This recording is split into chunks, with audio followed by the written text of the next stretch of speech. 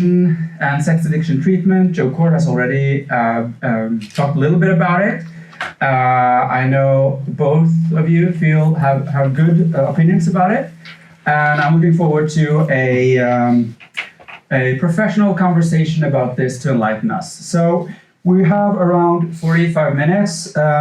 In the last 15 minutes, I would very much appreciate if you have some questions that you want to ask Joe Kort and David Fawcett. So, if you have them, please already now start writing them down. But let's start by asking, if we look at sexual addiction and sexual addiction treatment, could you start by explaining to us what are the overall, what's the discussion about? What are the conflict lines here in the pro-contra sex addiction? And I think you can start, Dr. Joe Kort. So there's no sound, Alex, on Joe Kort. He has to unmute. Are you muted? No, it's not muted.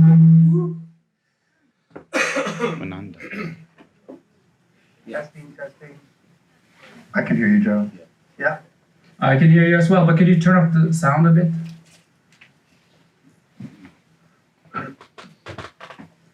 Okay, Joe. So what are the conflicts about when it comes to discussion about sexual addiction treatment?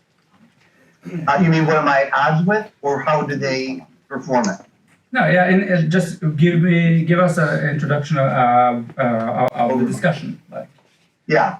All right. So how I was trained, it's been a long time, but I still see supervisees who are in the sex addiction industry in the training or who want to learn about sexual health. That's why they come to me.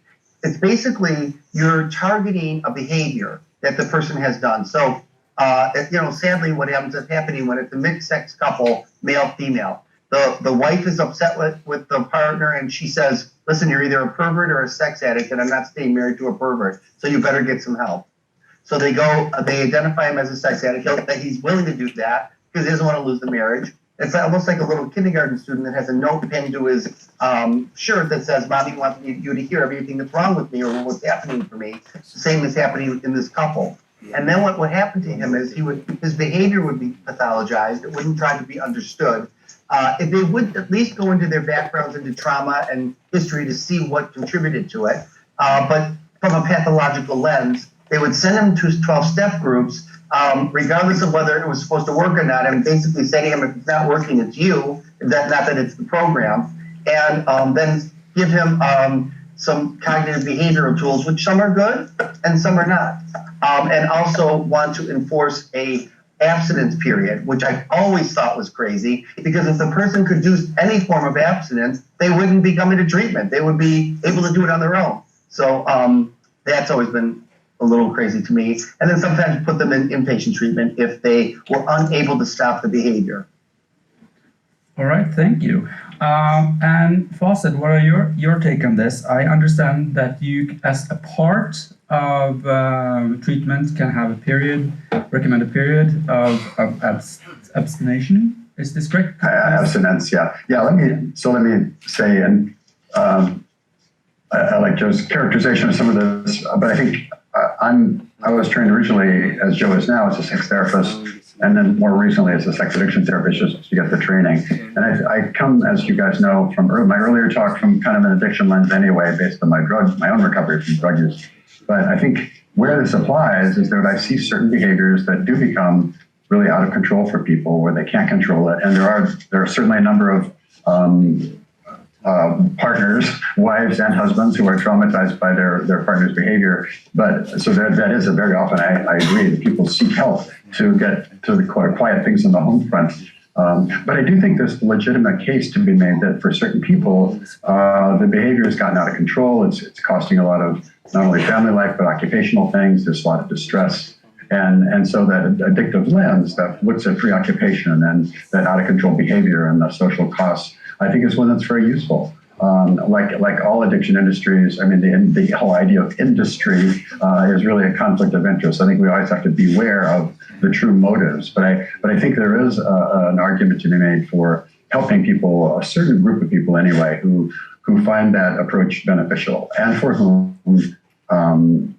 there's sometimes a period of abstinence. There's no literature on this, by the way, and I think certain 12-step recovery groups in the sex addiction world have different kind of rules of thumb, if you will, about periods of abstinence.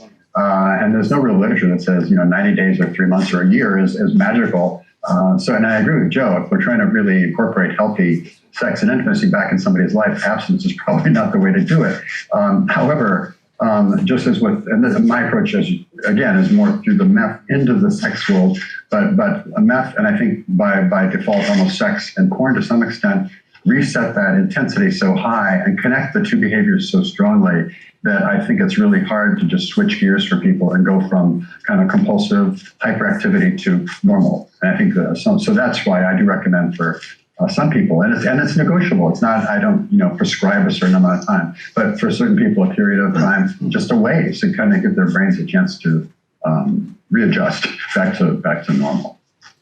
Right. So you talked earlier, David, about how sex and meth both kind of fuse in our reward system in the brain. And from what you said now, I understand that might be a reason why the lens of sex addiction might be useful. Could you just elaborate a little bit about that?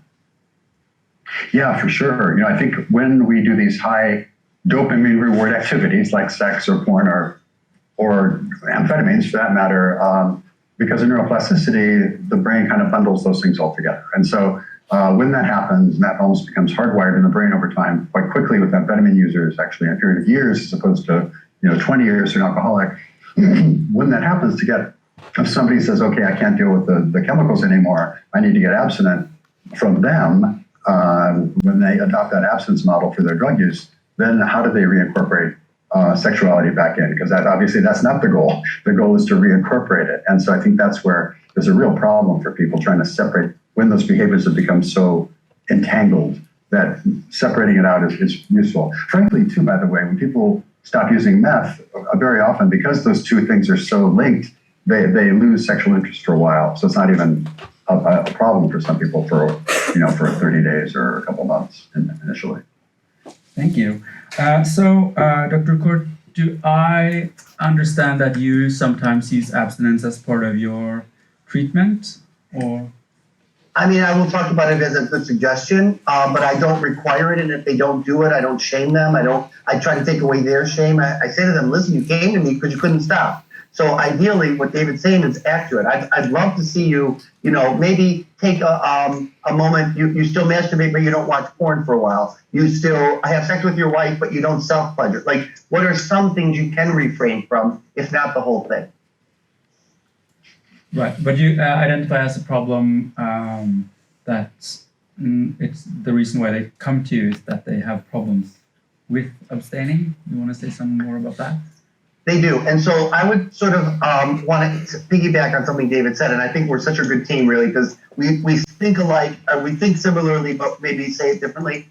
A lot of things, this is why I don't like the addiction model for sex, because, somebody could be preoccupied with wanting to engage in the behavior. It could be causing all kinds of life problems. You could be doing it and causing yourself problems. It could be self-destructive, and the person's coming out gay. And that's all it is. And so, yes, they're preoccupied with gay thoughts because they're gay and they're living a straight life. They're putting themselves at risk for things because nobody's taught them how to have healthy gay expressions and where to go and what to do. Or maybe you're kinky. And your kink is you like to be spanked, and so you're meeting people that are spanking you, and you're doing it in ways that your butt is you're not meeting people that know how to spank, and so they're hurting you or causing harm because no one's ever helped you manage it, and you can't stop, and you can't stop because you're gay. You can't stop because you're into spanking. You're a spanker. I don't even know what the word is. I think there's a word for people that are, but whatever. It's like who you really are. And now you have a therapist saying, well, that's an addiction. Who you really are is an addiction. And that doesn't seem right to me. All right. David Fawcett, you also use abstinence sometimes. How do you deal with a challenge that Dr. Kort raises, that the reason the person is talking to you is that they have problems abstaining in the first place? Right. I think it's really, I mean, Joe and I really are, I think, on a lot of similar pages. I think it's really unethical for somebody to take normal behavior. I'll tell you an example. I got a call from a therapist here in the Miami area where I am, who had a referral from a parent, and they were freaking out because their 18-year-old son was looking at Grindr, and they thought, well, this is, he's mentally ill. Well, he was just going through normal development. What 18-year-olds, if they're gay, doesn't look at Grindr, right? So I think we have to really very carefully look at that behavior that might be kind of some kind of normal problem or an indicator that there's some other issue, even just an educational issue or a safe place to talk about stuff. So I agree with that. I just think sometimes there are behaviors, and I'll also agree, by the way, that I think early on in the sex addiction field, that it was really so much about controlling behavior and stopping the behavior that nobody ever really thought about, okay, what comes next? And I think that's where sex therapy has a real advantage, because it's all about more the and I hate the word healthy, but healthy sex, whatever, I'd like to get a new word for that, but meaning sex that really is it works for people at very many different levels. And so I think understanding that and helping people discover that is huge. But I think also that takes some understanding that maybe what they've been doing is a problem. And I'll tell you where I think really we see some really different things going on is, well, I've had guys, gay men, who, for example, are into fisting, and their fisting community is highly associated with chemsex in a large regard. And that's an activity that really gave them pleasure. And in sobriety, how to do that. And guess what? They found groups of other sober guys who enjoyed fisting without the use of methamphetamine or other drugs, and they were able to do it. And so I think that's fabulous. So who am I to say they shouldn't fist or they shouldn't have sex or do anything? I think there may be, what I would say to that person is that if they're brand new in sobriety, it's probably not a good idea to go and try to fist somebody or be fisted without being really triggered to use drugs again. But after a period of time, they were able to negotiate that successfully. So I think that's a good example of kind of taking a need and trying to integrate it into something that works for the person without re-triggering what I call the addictive behavior. All right, perfect.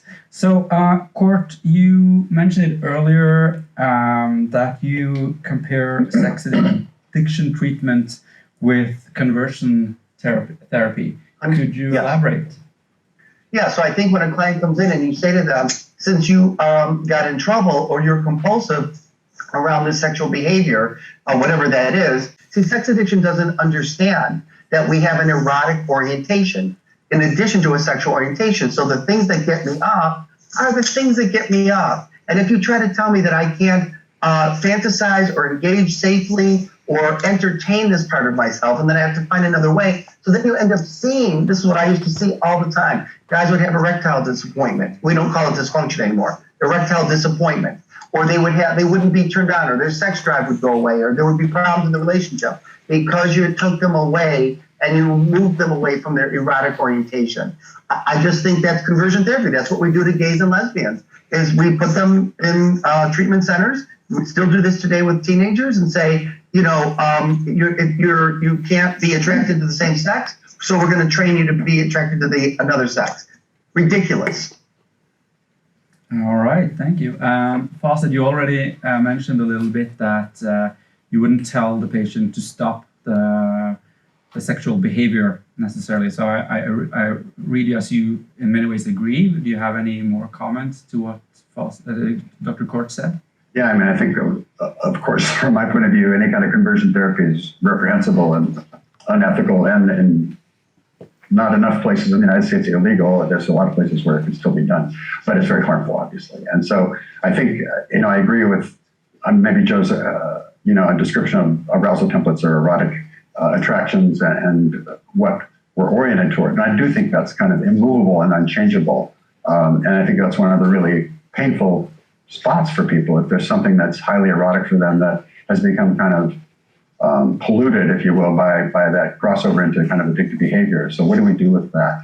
And I agree. We can't retrain people to do other kinds of things. We can maybe, I think our erotic attractions can expand. I think we see that all the time with chemsex users getting into things they weren't originally into. So I think it can expand, and we can kind of redirect. But we can't really ever take away that original kind of wiring toward what's attractive. And so, I think to kind of clamp down on that or say that's a no-go territory is really self-defeating ultimately. I do think, and maybe this is where we differ a little bit, I think we have to really kind of stay away from that hot zone for a while, at least, to see, to avoid just being triggered before people have the resources to manage their cravings and their moods and other kinds of things. Because I also think, by the way, with the people I treat, who, as I've talked before, are the kind of the problematic drug users, I think that they've kind of, those positions kind of have hardened, because with the extreme amount of compulsive use and I think what I'm going to call addiction, those arousal fantasies then get very focused and specific, and very often those are specifically tied around the drug high. And so I think that really becomes a hard problem for people with the drug combination. So I think that's where I say you really probably should try to not do this behavior or even think about it, because we know that thinking about it can also kind of trigger those pathways, which, is hugely impossible, right? To say, don't think about that. So I think that's why we have to really help people understand maybe there's other things they can do to get erotic attraction in the meantime, not to kind of convert them into something they don't believe in, but to expand or to somehow make that safe to go back to those behaviors. Perfect. So, so you're both agree that we have this sexual self, and it's kind of like unchangeable. But then you guys meet, and in a chemsex, we're talking about chemsex. You, David, meet people who, as there are some part of their sexual self who is problematic. So how do you kind of deal with that, Fawcett? Right. So I think a lot of the people I see have backgrounds in trauma, and this is where I think, and I really respect what Joe's saying here, because I think certain therapists can really kind of pathologize anything and kind of label something and diagnose something. And so sometimes we see people with a history of trauma who are doing certain kinds of behaviors as a result of that trauma. And, is that sex addiction? Well, maybe it looks like it on the surface, and maybe you could call it that, but to just label it and tell them get over it without understanding all those reasons underneath, I think is just really unethical, if you will. So I think just really understanding that the background, and I covered some of those in my talk earlier, what I see as the common things that I think are important to understand. So again, to understand the behavior in context, I think is hugely important. Now, there's an old, in drug abuse training, we talk about, you can't really do any therapy while somebody's actively using. And I think that behavior has kind of gotten transferred over into the sex addiction world as well. And maybe that's where it becomes problematic. Yeah. So Dr. Kort, do you want to add to that? Yeah, I just think language matters. So a lot of people in the sex addiction community will say, it doesn't matter what we call it. It's a problem and that's how we treat it. Well, imagine going to your doctor and he says, I don't know what you have. It doesn't matter what you call it. I know you're suffering. We're just going to deal with it. We'll throw a bunch of things and whatever sticks, sticks. You'd be mortified. You'd be like, are you crazy? I'm going to go find a doctor who can help me understand what's really going on. It does matter what you call it, because what we call it determines how we treat it. So if we're calling it an addiction and everything's painted with that broad brush and it looks like an addiction, but it's not, now you're offering the wrong treatment to this person. So I feel like we have enough. And I went through the list of things that it could be. And that was just an abbreviated list. It could be so many other things. But what if it's just normal for this person, but they're in a marriage where it's not normal, or a religion that it's not normal? The highest profile of the person who self-identifies as a sex addict are white, older, religious, conservative men in certain regions of at least the U.S. country. And we have to wonder, why are these the men that, and the research is starting to show, the more you self-identify as a sex addict, the worse you're going to get.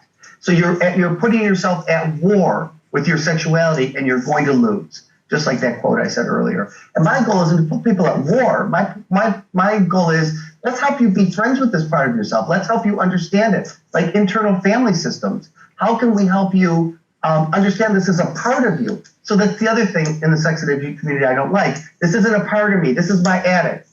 No, This is a part of you. This comes from somewhere. We want to help you honor this part of you. Doesn't mean you have to act on it and become it, but it doesn't, you're not disowning it. It does you no good. All right. So the first thing you said about it doesn't matter what you call it. Correct me if I'm wrong, but in both the American and the kind of like IDSM and international ICD and DSM. There's nothing called sexual addiction. There's not enough science to support it. Right. So you have something under the categories of problems with impulsive behavior. But then some people would say, but at the end of the day, it's recording in progress. At the end of the day, it's a problem for the person. So is that what you were thinking when you said it's the name thing? It doesn't matter what you call it, or maybe I can. Yeah, sorry. It does matter, so that you can. It matters. So yeah, what I would say to a couple or a person struggling, you're coming to me with a sexual problem. Let's not call it a sex addiction. It's a sexual problem. You're sexually dysregulated. Let's look at why. You know, and because if we call it an addiction or we call it whatever, before we get to know what this is, it could not be helpful to you. Perfect. Right. So, David Fawcett, what underlying issues are often present in problematic sexual behavior? I think several. One, I think trauma or some kind of traumatic experience, including neglect. As I mentioned earlier, I think that often is part of this. I think kids learn early on how to kind of check out from their families of origin for whatever reason, and that's kind of what can be daydreaming turns into fantasy, turns into kind of dissociation. And in my own case, I certainly knew how to do that on my own family of origin when I met alcohol when I was like 12. Wow, here was something that could really drive me into that separated state really easily. So I think that's one area, the trauma. I think also when we're talking about sexual minorities or queer folks or man who sex with man, whoever, however you want to describe that, I think you're seeing a lot of stigma and shame and a lot of core beliefs that have really been kind of negatively reinforced by just external circumstances, from families of origin to laws to the church to peers, all that. So I think those kind of issues of like, who am I? What are my tools to deal with stuff? How do I relate to other people? I think we're seeing more and more attachment kind of issues, as I mentioned before, where people have a hard time being vulnerable around others, and that impacts how they can connect with people or trusting others, and those kind of issues, which all become part of the therapy process from my point of view and helping out. But I think those are the issues that largely kind of undermine people to start with, and really are present sometimes when somebody comes in with some kind of behavior that may or may not be an addiction. I think that's often the case. Thank you. And Kort, do you have something to add? I don't know that the question was related to drug use, right? Well, what underlying issues are often present in problematic sexual behavior? Because we're acknowledging that there are a problematic sexual behavior. Okay, sorry. For some reason, I thought because when it's drug related, then that feels different to me. Like I would defer to David because he knows when the two come together. But usually, and I'm going to go back to my slide really quickly because like I said in my slide about what it could be, we have already established reasons. It could be normal for the person. Multiple affairs might be because you're not monogamous. The fact that you keep going back to sexual behavior might be because it's a fetish, it's a kink, it's part of your orientation. It could be, like David said, an attachment disorder, intimacy disorder. It could be from sexual abuse. It could be, like I said earlier, coming out. When you're coming out, there's a delayed adolescence. I always call it that. Stage 5 of coming out of the 6 stages. And so there's a hypersexuality that goes on, and they're often mislabeled and even diagnosed as sex addiction. And it's not. It's a normative development that we don't get in adolescence. The current kids today are doing it at the right time. But in generations before them, it hasn't been. So it starts happening later in life could be a high sex drive. It could be incredible shame, and shame then puts you at war and at risk for wanting to keep doing it more and more until you stop the shame cycle.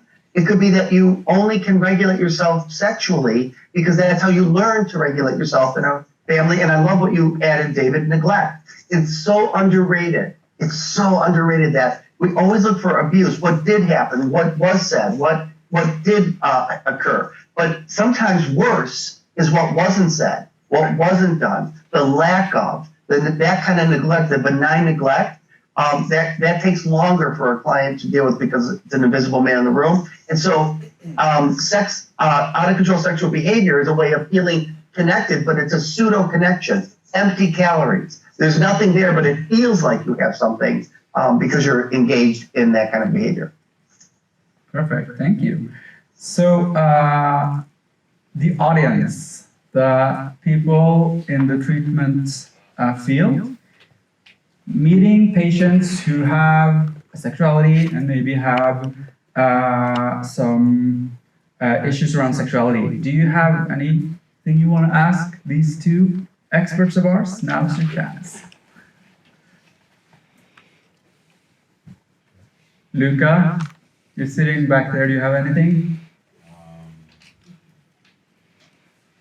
Do you see any differences between the general population and the migrant population or population with a migrant background? Did you get the question, or do you want me to repeat it? I can repeat the question. He asked if you see any difference between people with and without migrant backgrounds in your patients.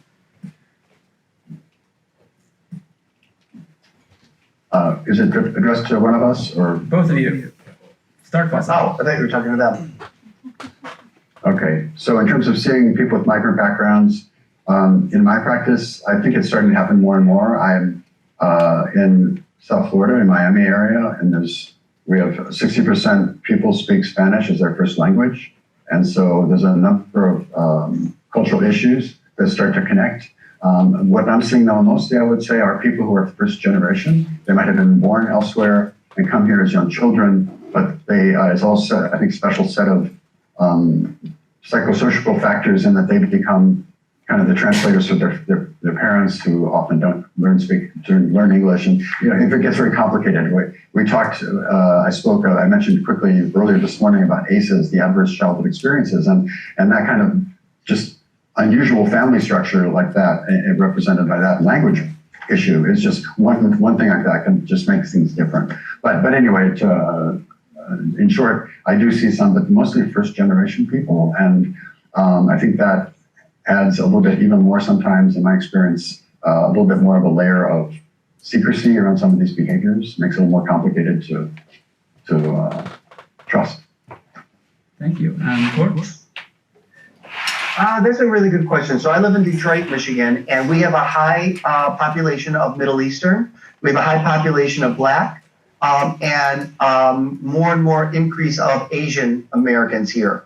And so I would say the only way I could answer that is more on the LGBTQ side, where a lot of them come to me and say, because of my culture, because of my religion, because of my community, I will never be able to come out. And my allegiance to my family is more important to me, my loyalty, than to getting out into white circles where I'm going to be discriminated against for my minority, like being a Middle Eastern or being a person of color, BIPOC, or so I'm going to live a heterosexual life, but I'm going to be gay underground. And I have seen that also with, hey, my partner, my culture doesn't accept that I'm into this kink, I'm into this fetish, I'm into this sexual thing, so I'm going to marry this person, and they'll never know, and I'll do it on the side. I used to be very judgmental about that, and I would not support that. I have changed in the last 20 years and understand that this isn't Joe Kort's life determination. This is my client's self-determination. So I will talk with them about internalized homophobia, internalized erotohomophobia. You know what that is? Erotophobia, where you have the fear of sex, the disgust of sex. I will look at, is this really a cultural problem, or are you deciding that it is so that you are going to change? It might not be real.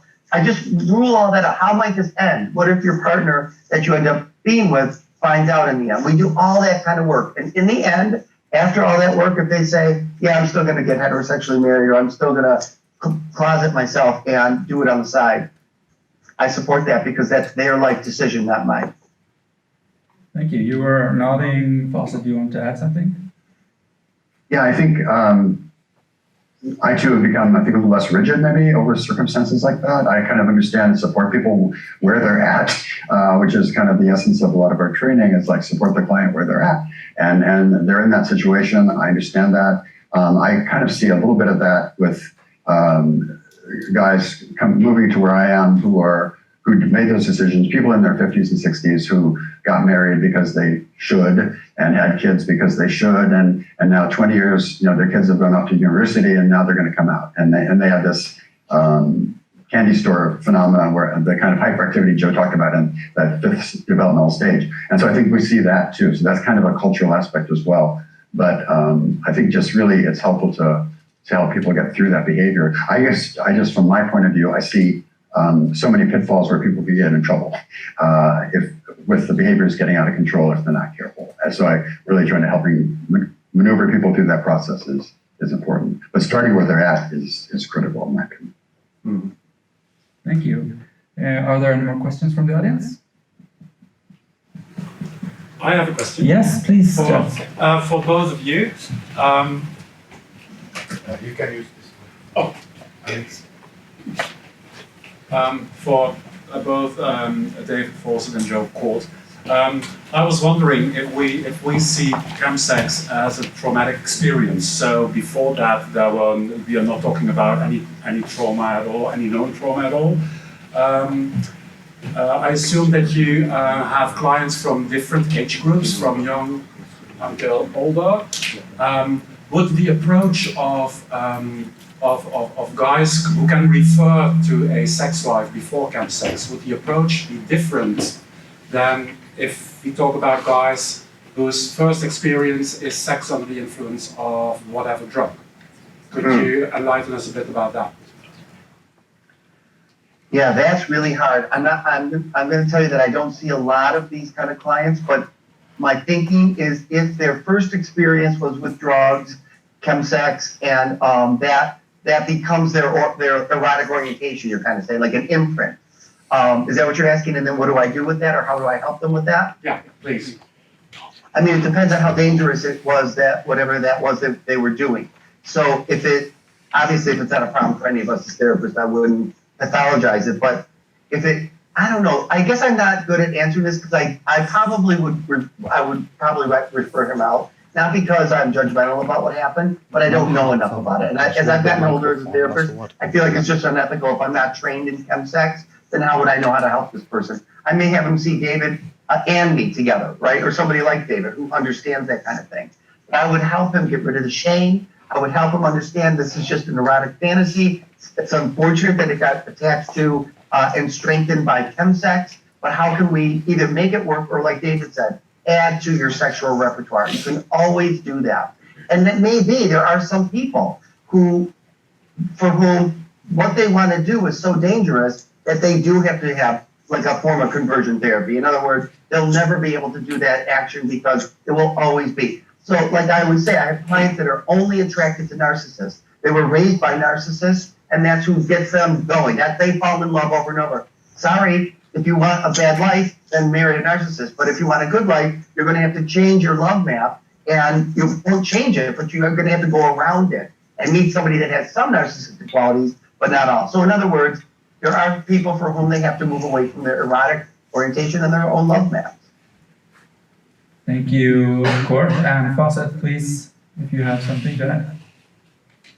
Yeah, I think, in a situation like that, if somebody had really started out their sexual lives with some kind of drugs as well, combined with that experience, I think I'd really want to look at what's going on. Was there so much shame about sex? Is there a lot of internalized homophobia? What's going on there that kind of kept them from being able to express themselves sexually, short of having a drug experience? So really to look at that. But I want to also mention something that was said when there's no kind of trauma, at least evident trauma. And by the way, when I talk to clients and I look back and say, tell me about your childhood, and they say, my childhood was great. That's the case, I think, where neglect might be playing a role, because it's hard to see something that never happened. And I think people don't think in that, because we tend to idealize our families. Not that I'm searching and fishing for problems everywhere, but I think it's useful to think about.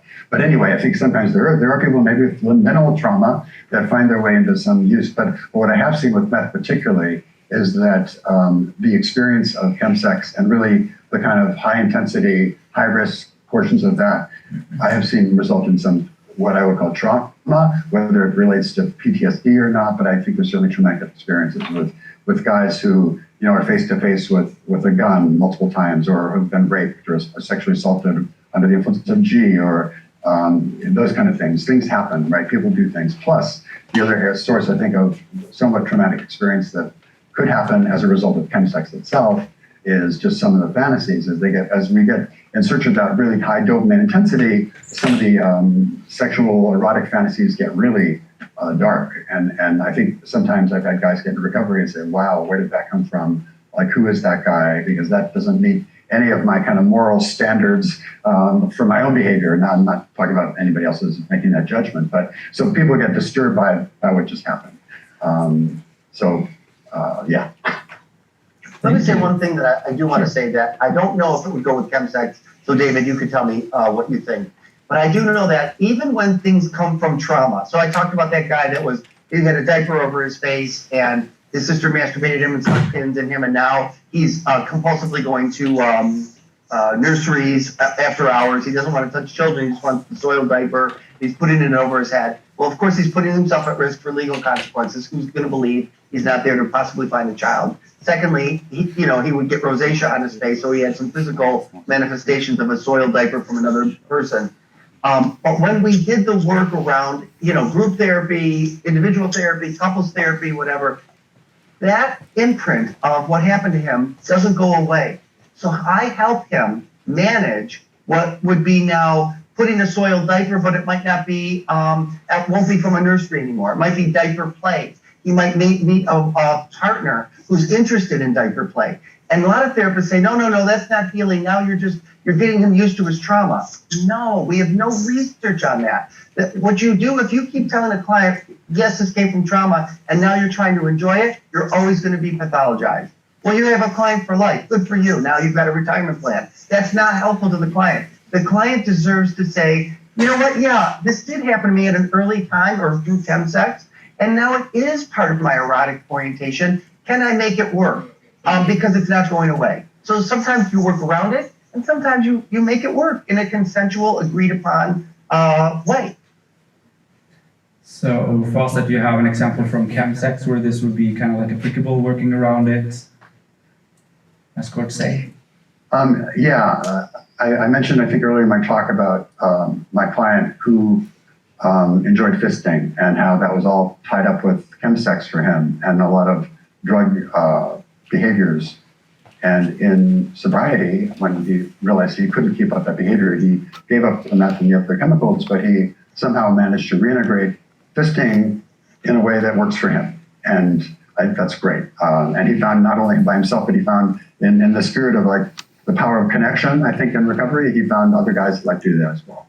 So that's one. I think an area where I find it more problematic, I've had meth users who got into really extreme, like satanic sex fantasies and things that just they found disturbing themselves. And I think to kind of encourage them to embrace those, I think would be problematic. That's a clear case to me of where it's like, okay, this does not work for the client. This was, I think, probably an artifact of the drug experience, or maybe it was there underneath all the time. Who knows? But it's something the client doesn't really want to have in their consciousness a lot, and actually cause that person quite a bit of distress, thinking, well, my God, who am I, and where did that fantasy come from?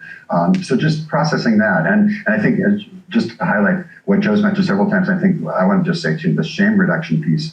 All these behaviors are so covered with shame that I think anything we can do, including little microaggressions or facial expressions. I've had clients come to me talking about previous therapists who would like you know, you did what? When they're describing some sexual act, they're like, what is that? Tell me about that. I don't know what that is. Well, that inspires confidence, right? And so I think we have to really be able to contain ourselves, first of all, and be informed. But also, I think there are certain areas like that satanic thing where if the client is in really just a lot of distress about it, I think it's probably best to figure out how we can help them not go there.